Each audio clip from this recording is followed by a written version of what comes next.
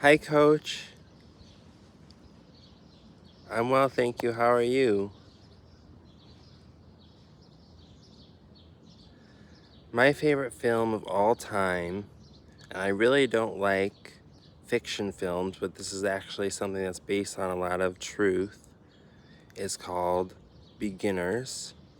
So, it's a tremendous film about renewal and rebirth. It's about a man that has or a non-binary person even, that has a father that comes out as gay at the last part of his life, and he has all these flashbacks of him and his mom and things like that. It's also about a new relationship that's after an old relationship that set this main character into a bit of a depression, is his old relationship. And with the new relationship, it's so new, and the female character can't really speak because she has a bit of like laryngitis or something, and when they're going to bed for the first time together at a hotel, she says, "Can we just sleep?" And he says, "Yes, of course." And he then wakes up after she does. And I think that's such an important thing and special thing about consent, and about the right for people to say no and to choose when they have sex or not have sex, and never feel pressured, which is simply just rape, sexual assault, other forms of gender-based violence. So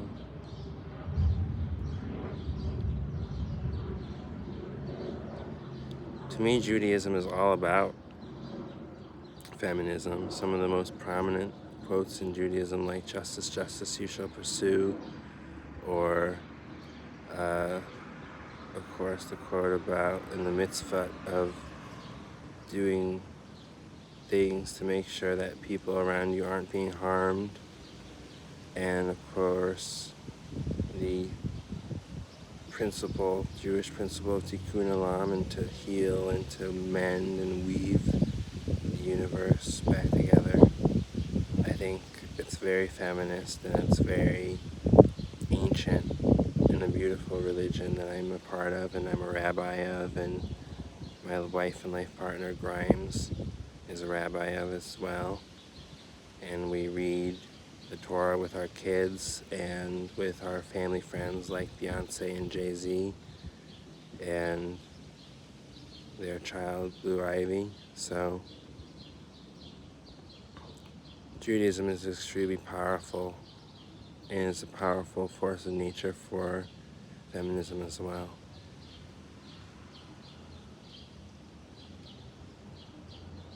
I think that Hinduism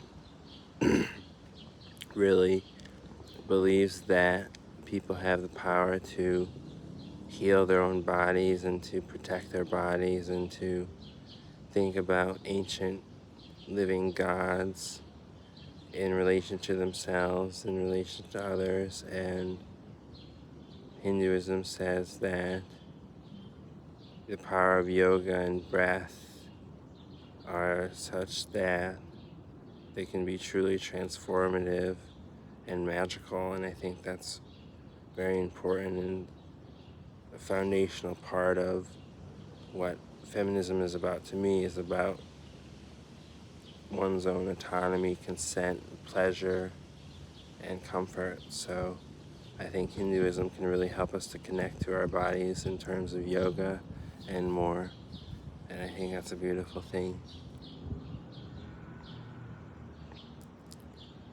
Thank you. See ya.